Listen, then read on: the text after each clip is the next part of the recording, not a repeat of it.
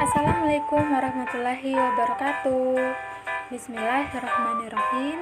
Kali ini saya akan menampilkan video dengan tema maslahah mursalah dan penerapannya dalam ekonomi dalam mata kuliah usul fikih dan kaedah fikih dengan dosen pengampu Sukma Hilda SESY MPD. Saya Putri Utami, NIM 2021945 dari program studi akuntansi syariah.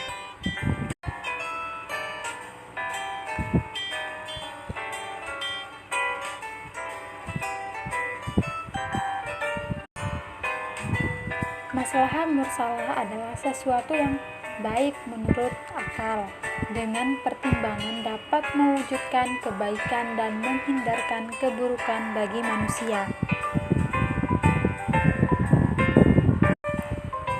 Sejalan dengan perkembangan kemajuan dan peradaban, maka permasalahan kehidupan manusia akan semakin kompleks dan beragam, dan memerlukan kepastian hukum. Beberapa perkembangan di bidang ekonomi Islam yang sebelumnya belum pernah ada juga memerlukan kepastian hukum. Apakah produk-produk tersebut boleh diterapkan, mengingat tidak ada nas yang dapat dirujuk atas aktivitas tersebut? Apa itu nas? Nas itu ialah wahyu Allah dalam Al-Quran yang langsung diterima oleh Rasulullah dan hadis Rasulullah. Singkatnya, nas adalah sebagai petunjuk bagi manusia. Persoalan-persoalan ekonomi kontemporer tersebut misalnya tidak akan mampu diselesaikan jika hanya mengandalkan pada pendekatan metode lama yang dipergunakan oleh ulama terdahulu. Kesulitan untuk mendapatkan nas-nas dalam persoalan-persoalan tertentu sangat mungkin terjadi, sehingga tidak bisa diselesaikan dengan menggunakan qiyas, karena tidak ditemukan padanya di dalam nas atau ijma ulama, karena masanya sudah terlalu jauh. Dalam kondisi demikian, maka proses penetapan hukum maslahah mursalah dapat dijadikan sebagai salah satu alternatif metode penetapan hukum untuk menghindari tergelincirnya penetapan hukum tersebut dari hawa nafsu. Maka berijtihad dengan menggunakan maslahah mursalah sebaiknya dilakukan bersama-sama. Adapun beberapa contoh penggunaan maslahah mursalah dalam perekonomian Islam yaitu sebagai berikut. Pendirian lembaga keuangan syariah, bank. Bank sudah merupakan suatu hal yang sangat dibutuhkan masyarakat, bukan? Ya, bank dengan segala fungsinya telah menjadi bagian dari kehidupan masyarakat modern yang tidak mungkin dipisahkan lagi. Bank sudah menjadi sarana tolong-menolong sesama umat manusia, baik menabung, meminjam uang, membayar tagihan listrik, telepon, uang kuliah, transfer, bahkan menjadi penyalur dana bantuan bagi masyarakat yang terkena musibah. Secara konseptual, Islam tidak memerintahkan pendirian lembaga perbankan, akan tetapi tidak satu ayat pun dari Al-Quran maupun Al-Hadis yang melarang pendirian lembaga perbankan. Akad mudharabah atau bagi hasil yang dikenal selama ini dalam konsep Islam adalah hubungan personal, bukan lembaga seperti bank antara dua orang atau lebih berupa akad kerja, di mana pemilik modal menyerahkan uangnya kepada orang yang dipercaya untuk digunakan sebagai modal kerja dan hasilnya dibagi sesuai kesepakatan. Akan tetapi dengan pendirian bank tersebut manfaatnya semakin besar dan dapat dirasakan banyak orang. Di samping itu, manfaat tersebut juga bertentangan dengan teks hukum yang telah ada, baik teks Al-Quran maupun hadis. Kolateral pada pembiayaan mudharabah.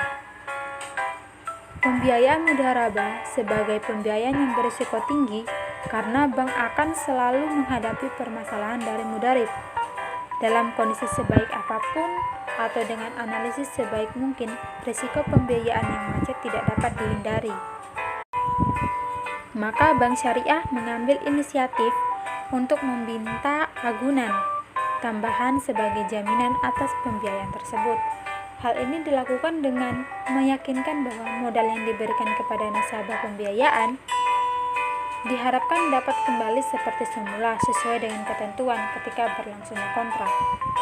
Walaupun pada prinsipnya agunan tidak diperbolehkan dalam pembiayaan mudharabah, mengingat lembaga bank syariah merupakan lembaga intermediari peredaran uang dalam masyarakat, sehingga bank harus menjaga amanah dana pihak ketiga yang ditabungkan, maka wajar kalau bank meminta agunan tambahan dengan berpijak pada kaidah usul fikih maslahah mursalah. Maslahah mursalah yang mengacu pada kebutuhan, kepentingan, kebaikan, dan kemaslahatan umum boleh diterapkan selama tidak bertentangan dengan prinsip dan dalil tegas syarat dan benar-benar membawa kepada kebaikan bersama yang tidak berdampak menyulitkan serta merugikan orang atau pihak lain secara umum. Intervensi harga. Pada dasarnya, Islam memandang mekanisme pasar sebagai suatu alamiah, sehingga intervensi pasar tidak diperlukan. Dalam ekonomi Islam, penentuan harga dilakukan oleh kekuatan pasar, yaitu permintaan dan penawaran, harus terjadi secara sukarela, dan tidak ada pihak yang teraniaya atau merasa terpaksa untuk bertransaksi. Dengan demikian, tinggi atau rendahnya harga bergantung pada perubahan penawaran dan permintaan.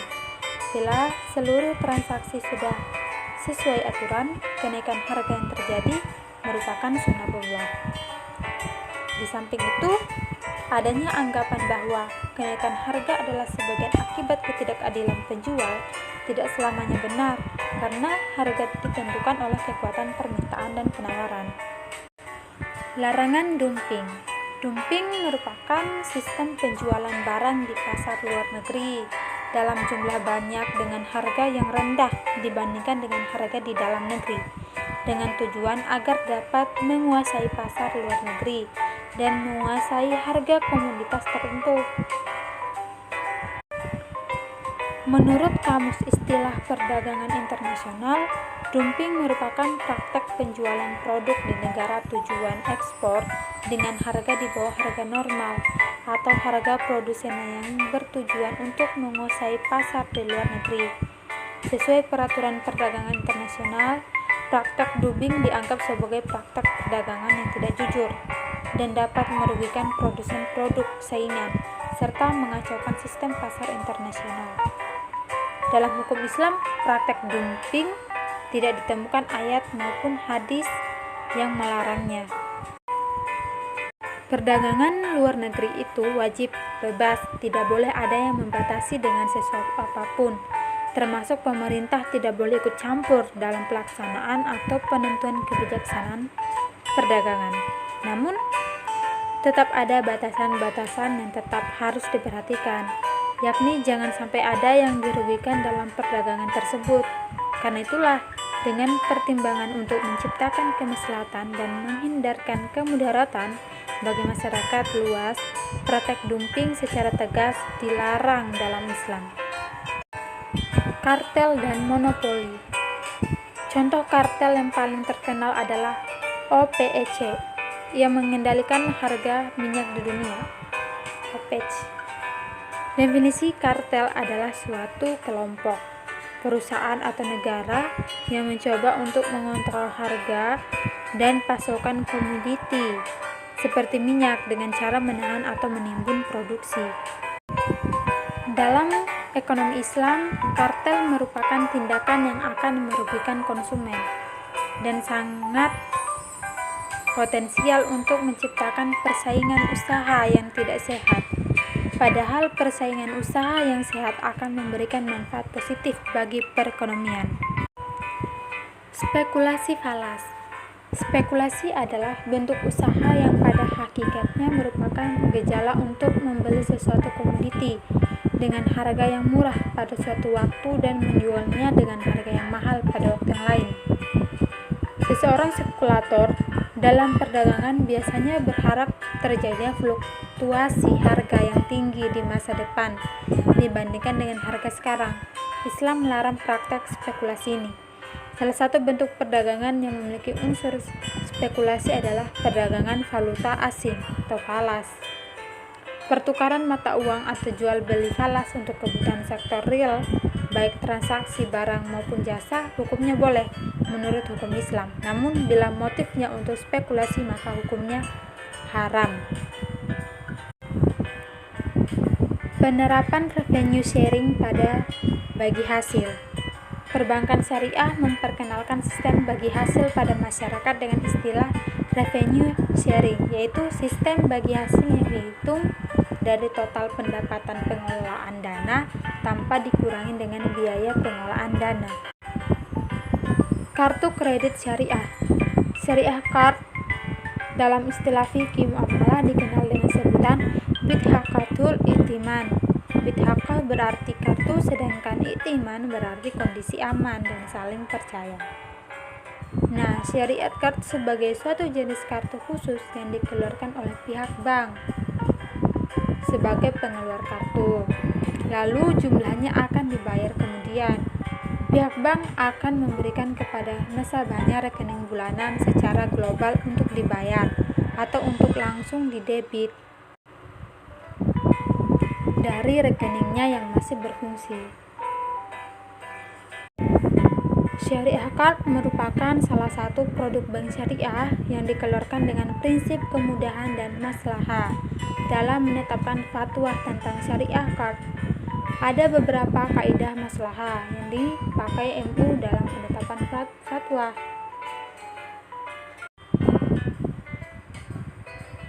Kesukaran itu dapat menarik kemudahan. Itu salah satunya. Berdasarkan kaidah-kaidah yang digunakan di atas, dapat disimpulkan bahwa Syariah Card merupakan kartu yang dikeluarkan berdasarkan dalil maslahah mursalah.